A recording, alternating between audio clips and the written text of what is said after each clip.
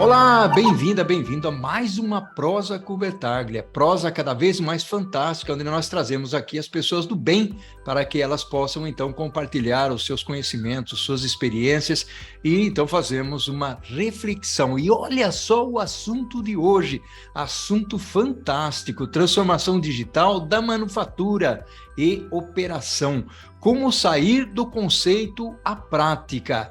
Temos tratado o tema de transformação digital, indústria 4.0, com certa ênfase aqui na Prosa com Bertaglia. Nosso objetivo é trazer mais clareza ao assunto, pois muita coisa tem sido falada, porém, estes conceitos trazem dúvidas para muitas pessoas, estejam elas nas empresas ou fora delas. Contudo, para aqueles que possuem uma visão e conhecimento satisfatório sobre o assunto, resta o desafio de colocá-lo em prática. Uma tarefa desafiante. O mundo VUCA, volátil, incerto, complexo e ambíguo, tem trazido dificuldades para os profissionais. Lidar com a inovação nesse contexto de agilidade parece algo que muitas vezes não está ao alcance de nosso entendimento. E aí, como é trazer essa transformação digital para o negócio? É sobre isso que iremos refletir aqui nessa Prosa com o Bertaglia. E eu terei o privilégio de trazer aqui para prosear comigo o amigo Carlos Eduardo Boechat.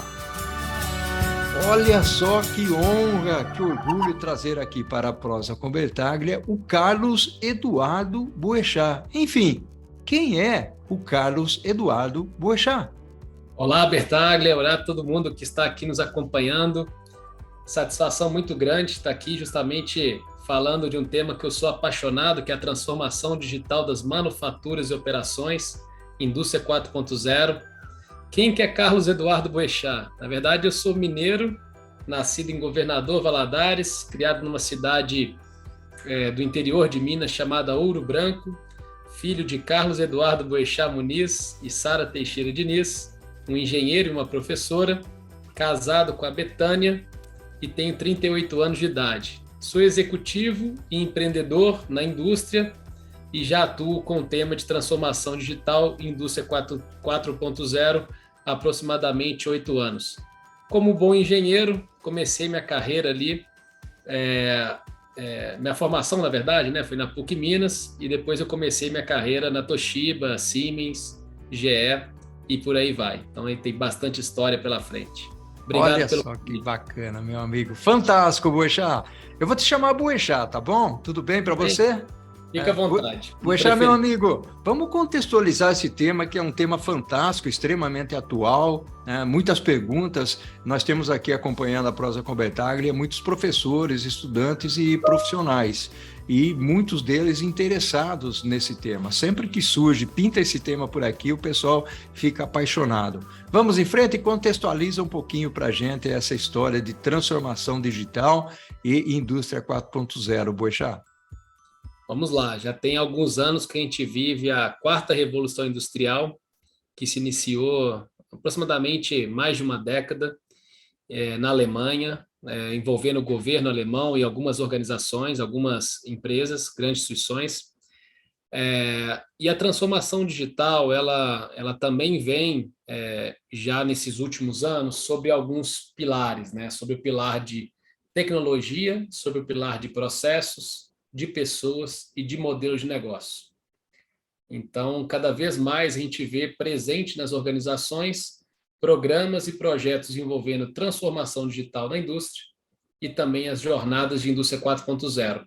Obviamente que isso, numa primeira instância, a gente via mais fora do Brasil e agora já passa a ser uma realidade. A gente vê cases interessantes também de empresas brasileiras.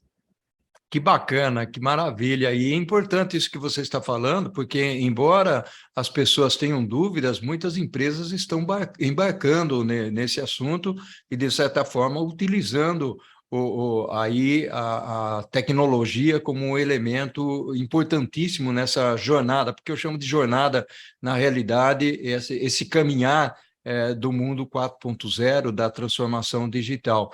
Eu gostaria de explorar um pouquinho mais esse assunto, e principalmente aí, o Boechat, o lado da perspectiva de pensar, repensar os negócios, ou seja, nem sempre apenas aplicar a tecnologia é o melhor caminho, ou seja, nós temos que ser seletivos. O que você pensa sobre isso, Boechat? É um ótimo ponto que você levantou. Tem uma frustração grande de algumas empresas e algumas pessoas de terem não ter conseguido obter resultados através da transformação digital indústria 4.0.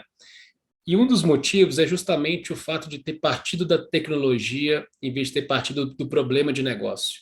Esse é um equívoco muito comum, é uma armadilha que muitas empresas acabam caindo nisso, e é normal, porque se existe um encantamento, às vezes, pela tecnologia, né, e a pessoa fica preocupada, onde que eu vou colocar robô colaborativo, onde que eu vou colocar IoT, onde que eu vou colocar inteligência artificial, e, na verdade, não deveria ser assim, né?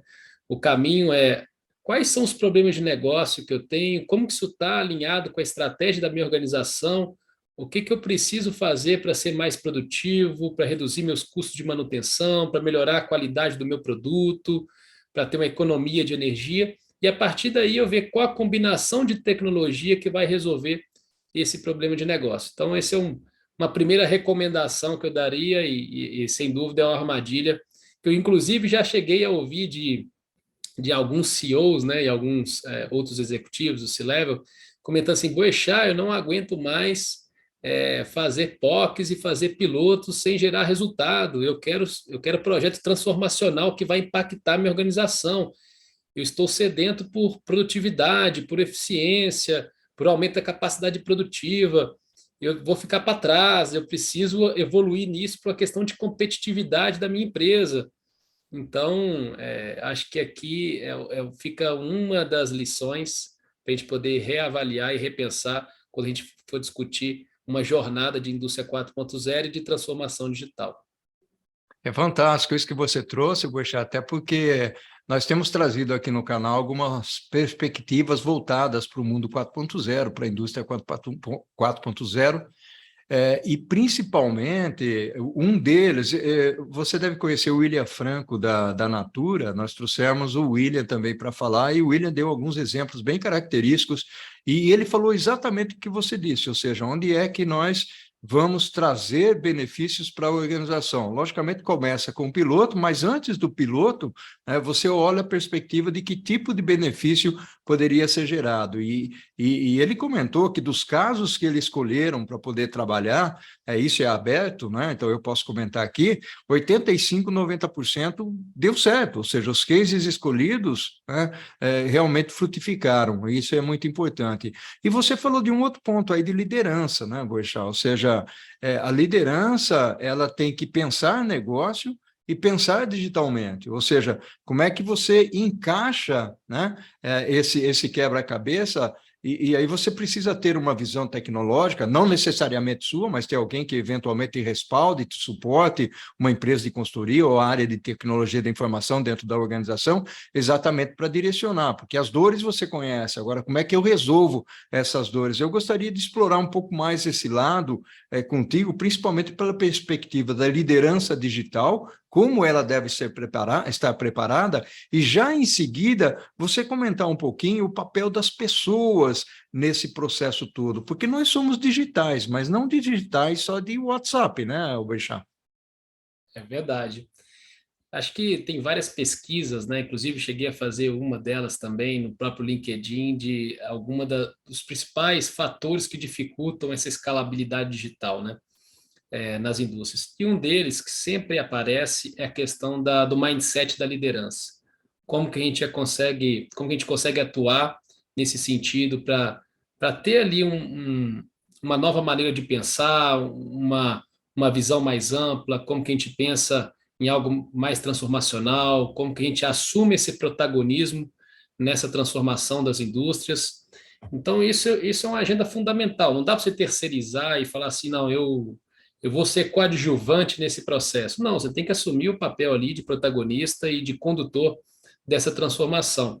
E é claro, uma coisa que eu sempre comento na transformação digital é que A gente tem vários pilares, mas o pilar de pessoas, ele é crucial e fundamental. Você pode ter os melhores hardwares, softwares, plataformas do mundo, se você não tiver com o time engajado e capacitado, de nada vai adiantar. Você precisa colocar os colaboradores como centro dessa transformação digital, porque toda transformação digital, ela também é uma transformação cultural. Então, muitas vezes as empresas não se atentam a essa questão de cultura, de organização, de governança.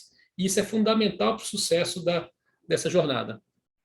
Que bacana, legal esse ponto aí, porque pessoas, na realidade, as pessoas acabam sendo os pilares importantes desse processo todo. E é importante também mencionar, eu fiz uma prosa recentemente, onde as pessoas sempre colocam, né, os líderes sempre colocam os talentos das pessoas como ativos super importantes. E essa pessoa fez o seguinte comentário: se você estiver numa reunião onde está discutindo a organização, verifique quanto tempo se fala de pessoas, quanto tempo se fala de processos e quanto tempo se fala de parte financeira. Ou seja, o que se fala de pessoas ainda é o mínimo. Nós temos que realmente olhar por essa perspectiva. E a pessoa que comentou isso, ela conhece bem. É o Rui Shiozawa, né, do Great Place to Work. Então, é alguma coisa bastante interessante. Eu gostaria que nessa conexão ainda das ferramentas, você falasse um pouco da sua perspectiva, aí é a sua visão de como está o Brasil, Boechat, porque muitas vezes nós pensamos muito mais no aspecto econômico, político e social. O governo não desenvolveu um roadmap, como fez a China, ou como fez os Estados Unidos, o México.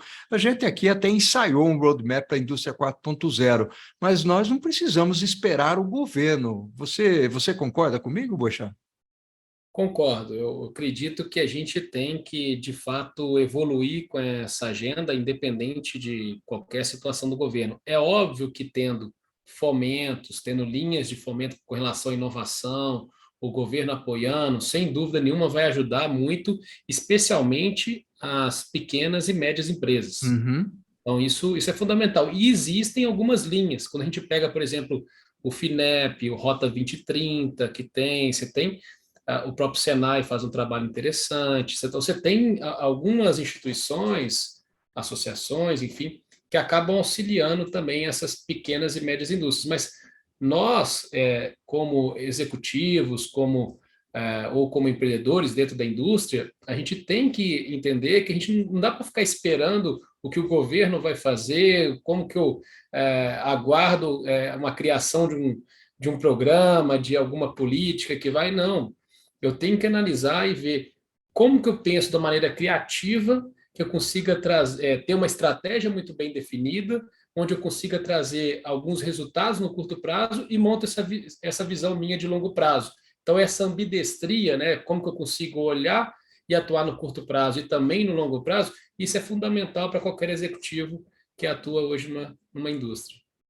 Aliás, você tocou num ponto aí que me fez refletir e pensar aqui. Hoje nós temos aí a existência de muitos empreendedores, né, as famosas startups, onde o pessoal, de alguma maneira, vem trazendo algumas soluções interessantes. Logicamente, algumas soluções ainda são muito embrionárias na fase do idea generation, né, na geração de ideias, e muitas vezes também não pensando nas dores das organizações. Mas tem aquelas startups mais consistentes, eu inclusive mentoro algumas delas, onde elas pensam nos problemas e como resolver esses problemas. Mas, meu amigo Boechat, vamos fazer o seguinte: nós estamos aqui finalizando o primeiro tempo da nossa prosa, uma prosa que está fantástica, e eu gostaria de explorar, no segundo tempo da prosa, no segundo bloco, algo voltado para estratégias de investimento, ou seja, como é que eu crio valor para a organização e eu aloco o recurso adequado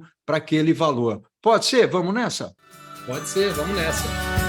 Bacana, Boechat, muito bacana. Essa prosa aqui está fantástica, né? Você trazendo aqui alguns elementos, uma contribuição importante para profissionais, professores e estudantes. Tem muito estudante que acompanha aqui a prosa com Bertaglia.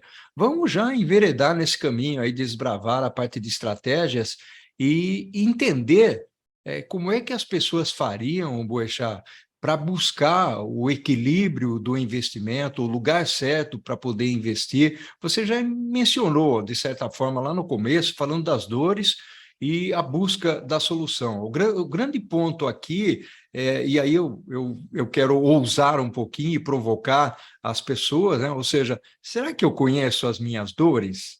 E será que eu conheço as soluções de mercado? Vamos navegar nisso?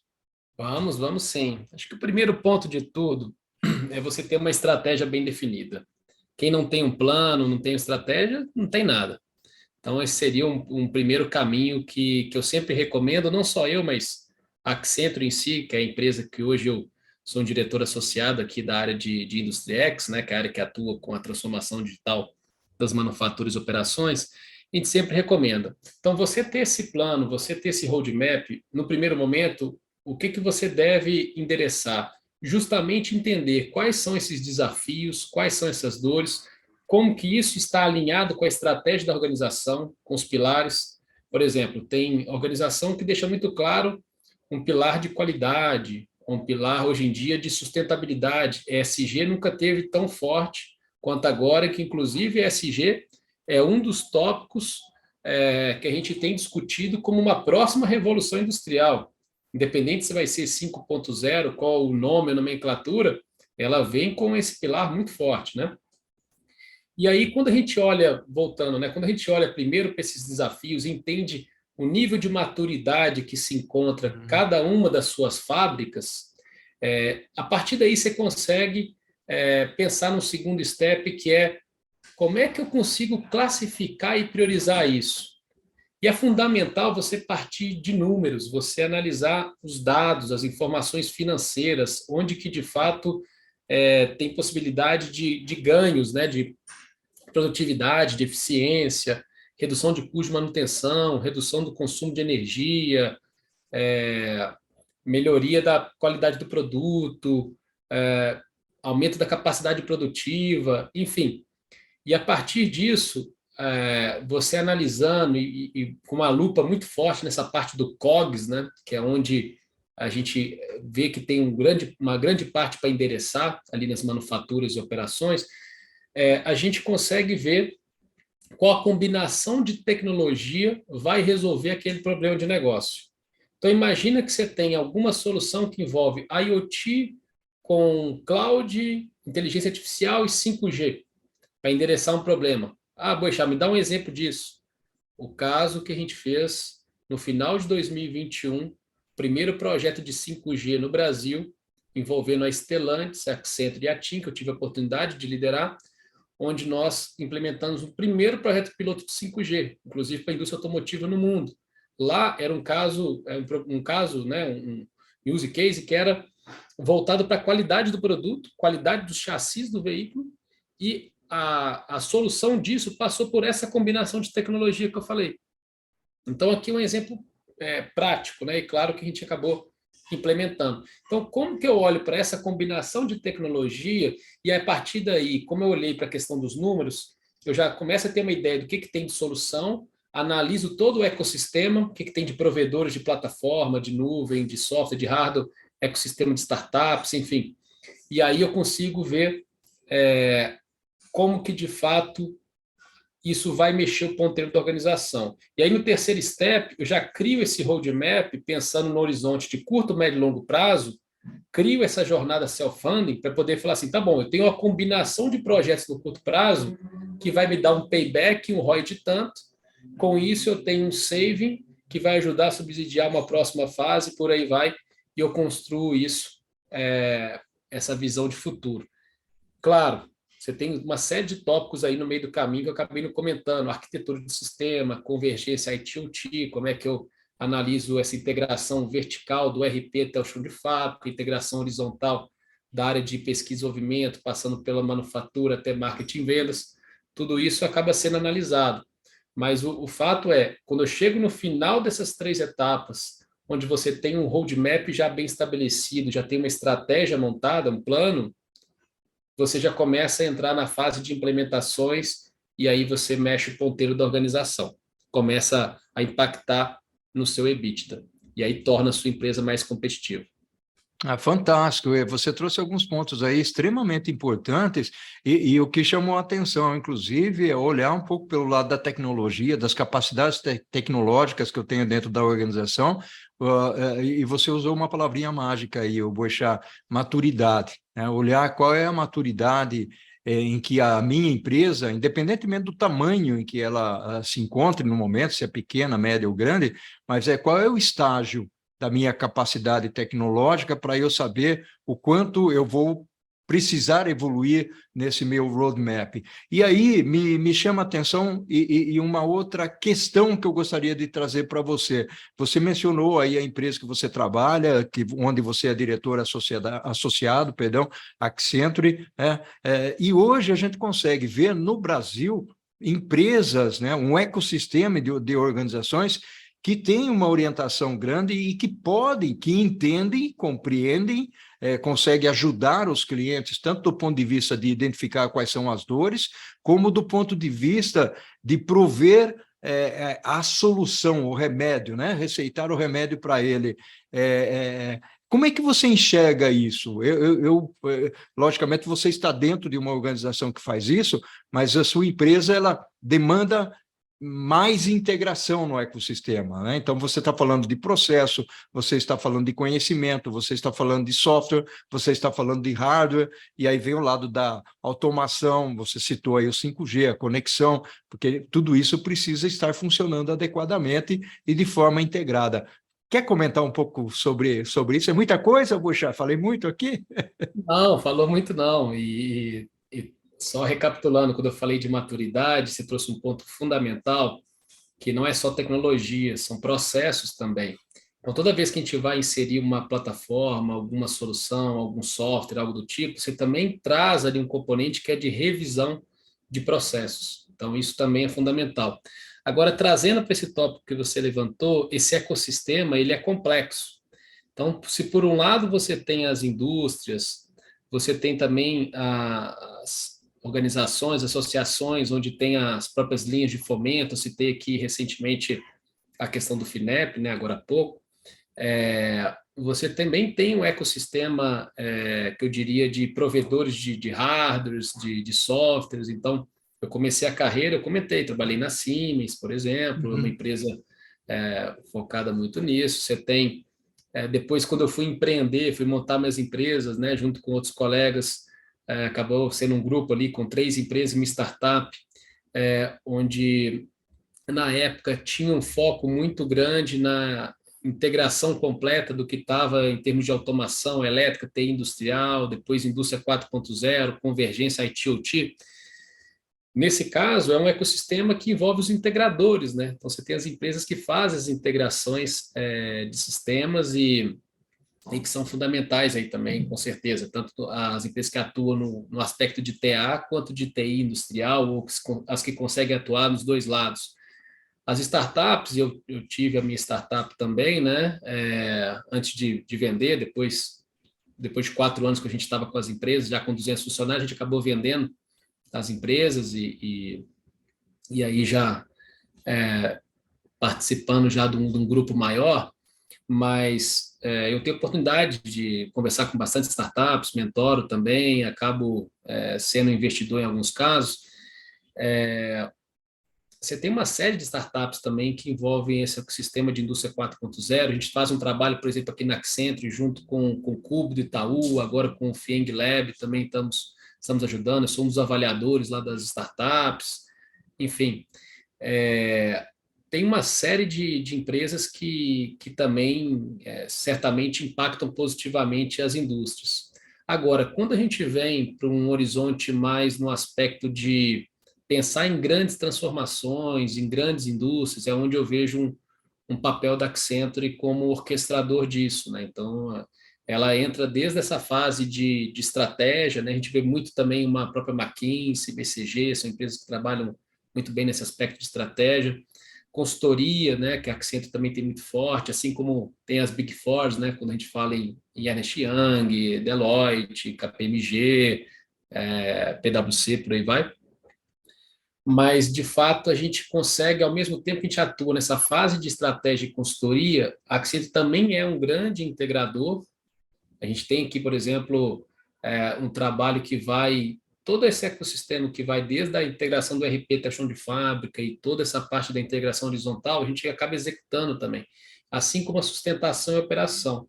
Então, como a gente tem esse papel dentro da sociedade, você acaba sendo orquestrador de muita coisa. Então, você tem que plugar uma ou outra startup, e você pluga ali uma associação, uma linha de fomento, e você traz um provedor de nuvem, seja AWS, Google, Microsoft, traz um provedor um fornecedor de software, de hardware.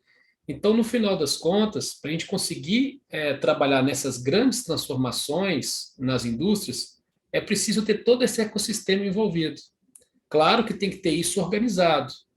Não dá para você chegar e fazer isso de qualquer maneira, achar que você vai conseguir orquestrar por conta própria. É complexo, tem que ter experiência, tem que ter o trato e tem que ter o foco no resultado. Muitas vezes as empresas elas se preocupam, agora eu vou implementar esse projeto aqui e não mensura qual é o resultado, não cria o escritório de valor de projeto, como que você consegue ter um acompanhamento. Você comentou agora há pouco, né, sobre o caso de uma indústria que, né, já tem vários projetos pilotos implementados, mas qual que é o desafio que eu vejo hoje de muitas indústrias, né? É conseguir dar escalabilidade. Como que eu consigo fazer com que essa POC, esse piloto, realmente escale dentro dessa fábrica e dentro das outras fábricas daquela companhia? E aí é onde muita empresa está travada, não consegue evoluir nesse sentido. Você pega, por exemplo, a Accenture fez uma pesquisa com mais de 600 indústrias ao redor do mundo, e onde apontaram o seguinte: 39% das indústrias estão numa fase de projetos pilotos e POCs. Não conseguiram dar essa escalabilidade.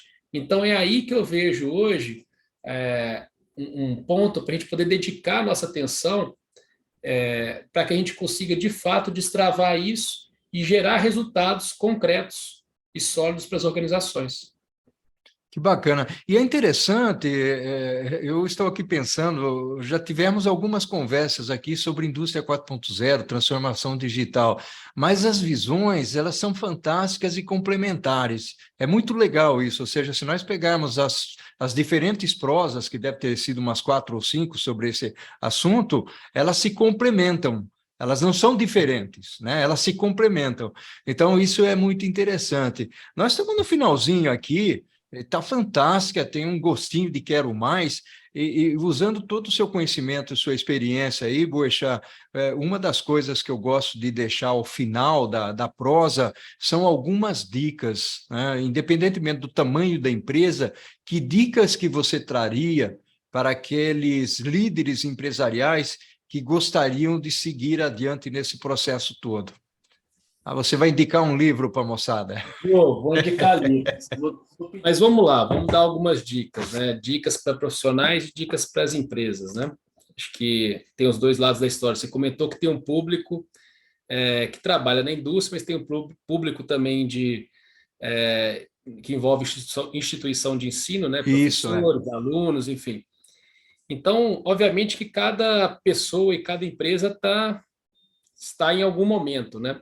Tem pessoas e empresas que já estão numa fase já mais evoluída com relação a essa jornada de indústria 4.0, já tem alguns cases, já tem um programa bem estabelecido, assim como tem pessoas que estão conhecendo agora, estão ainda entendendo melhor o que é esse assunto e como que podem atuar nesse sentido. Algumas dicas que eu vou dar, né? Primeiro, no aspecto pessoal, no aspecto do indivíduo em si. Para quem nunca ouviu falar, nunca trabalhou com indústria 4.0, quer conhecer melhor o que é essa quarta revolução industrial, tem um livro que é clássico, que é do Klaus Schwab, que é a quarta revolução industrial.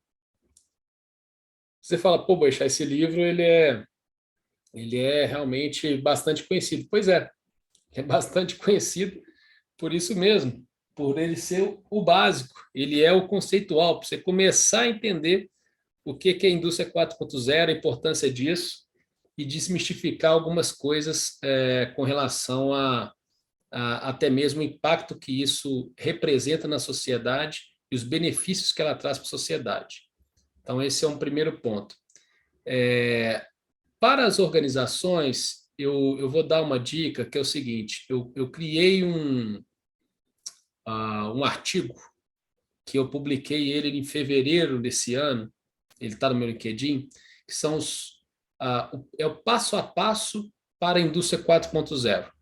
Então, lá eu explico cada um dos passos que deve ser dado, desde o momento que você está conversando dentro da sua organização e vai buscar ali quem que é o sponsor para isso, se é o CIO, se é o VP de manufatura, o COO, o momento que você está criando esse roadmap, o momento que você está engajando o time. Então, ali eu explico o passo a passo da indústria 4.0.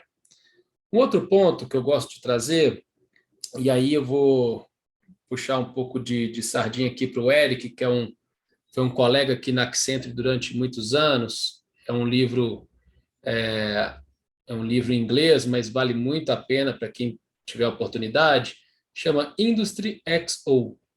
Aqui ele traz uma visão que, além da indústria 4.0, ele olha para essa transformação digital não somente da manufatura e da operação, como também da engenharia do produto e também da aplicação das tecnologias para fora das fábricas, que é você Uhum. pensar num veículo conectado, numa geladeira conectada, como que você usa IoT, Analytics aplicado num trator, numa geladeira, numa cafeteira. Então, abre um pouco mais o horizonte nesse sentido. Então, esse é um outro livro que eu recomendo também fortemente. Bem, para quem tiver a oportunidade de me acompanhar, vira e mexe tem, praticamente todos os dias, tem algum post, né, no LinkedIn ou então em alguma outra mídia, participações em eventos tem todo mês, artigo também, só esse ano já tem mais de 10 artigos. Tem um artigo que é justamente de transformação digital da manufatura e operação, como sair do conceito à prática. Que é exatamente o nosso título. É exatamente esse título aqui, porque é interessante, né? Eu lembro quando foi mais ou menos uns 3 anos atrás, eu estava lá no Cubo, né, do Itaú, e o pessoal na época me convidou para dar palestra para as startups e também para as indústrias ali envolvidas no Cubo e tudo mais. E o pessoal estava assim, pô, Boixá, a gente fala muito de transformação digital, uns 3 anos atrás. Só que toda vez que vem trazer case, o pessoal fala em Uber, Netflix, Hum. é, começa a trazer esse tipo de case, né? E esse negócio está ficando um pouco batido, porque, poxa, legal, bacana, é transformação digital, mas a gente quer coisa aplicada na indústria, ali na manufatura, no show de fábrica, na operação. Poxa, como é que a gente começa a endereçar isso, né? E aí, realmente, eu parei para refletir naquela época, eu falei assim, gente, eu nunca tinha parado para pensar nisso, mas muita gente fala em transformação digital, fala do conceito, mas como que isso está sendo na prática quando a gente olha para esse recorte de manufatura e operação? Porque uma coisa é transformação digital de um banco, você pensar em uma jornada para a cloud de uma empresa de varejo, uma empresa bancária, isso é uma coisa. Agora, como é que você olha para esse horizonte de manufatura e operação? Inclusive, Bertaglia, eu acabei nem te comentando isso, né? Depois que eu terminei lá meu curso de engenharia na PUC, eu fiz lá o MBA na FGV, com depois extensão em Ohio, eu estou terminando agora um mestrado na Fundação Dom Cabral. E o tema do mestrado é justamente a estratégia de transformação digital nas manufaturas e operações, Olha que que tem a legal. ver também com o tema que a gente está conversando aqui. E aí, claro, quando a gente olha para isso, né, nesses últimos anos, você consegue ter excelentes exemplos de transformações na prática. Você olha e vê o trabalho que a Nestlé faz, fantástico, na parte de automação, robótica, indústria 4.0, o que ela fez de exercício aqui no Brasil, junto com a Pollux também, de aplicações que a empresa que a Accenture adquiriu início de 2021, uma empresa de Joinville, Santa Catarina, fantástica também. E aí algo que serviu de exemplo para a Nestlé para o mundo inteiro. Você vê o trabalho que é feito também na Daimler, né, na Mercedes-Benz, com o Rafael, com o time lá. Então, tem aplicações, soluções fantásticas.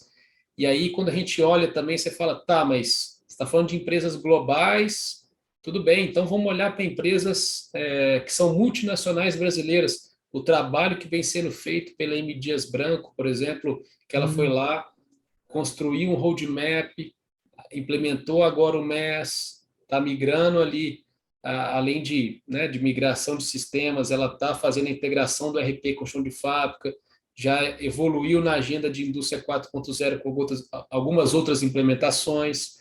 Quando a gente vê o trabalho também de uma outra empresa, você pega a própria Gerdau, a Arcelor, o que eles evoluíram nesse sentido. Então, você tem bastante referência hoje que você consegue tirar de exemplo. Poxa, Boixá, mas será que todas elas estão evoluídas em todos os níveis? Não, cada um tem um nível de maturidade. Quando você pega o recorte para manutenção, tem empresa que ainda está numa fase de padronização de plano de manutenção, pensar na manutenção centrada em confiabilidade, ou manutenção baseada em condição, CBM, né, e RCM. Já tem empresa que está trabalhando já com a questão de manutenção preditiva, né? Poxa, eu vou trabalhar com a preditividade do motor ou de algum outro equipamento. Assim como tem uma grande mineradora que a gente está discutindo e trabalhando, que ela já está numa fase da manutenção prescritiva, depois da preditiva. Então, cada empresa está ali num nível de maturidade. E é importante a gente saber como que a gente consegue apoiar essas indústrias para evoluir nessas grandes transformações. Uau, meu amigo, que fantástico! Não pude aqui me acomodar e pensar nesses exemplos que você trouxe, foram realmente exemplos fantásticos e dá para ver, então, que nós estamos navegando, estamos no caminho certo. Boixá, meu amigo, um abraço virtual para você, nós estamos encerrando a nossa prosa aqui, gratidão enorme pela sua contribuição, Boixá. Obrigado, Bertaglia, obrigado a todos aqui que estão nos assistindo, nos ouvindo, espero que tenham gostado e fica aqui o meu contato ali no LinkedIn, só me acessarem, tem ali meu telefone, e-mail, tudo, fique à vontade. Um grande abraço. Maravilha. Meu amigo, ao infinito e além, e o que nós fazemos em vida ecoa na eternidade. Um abração, Boixá. Um abração.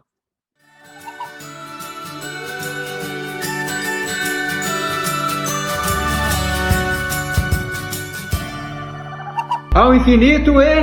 Amém!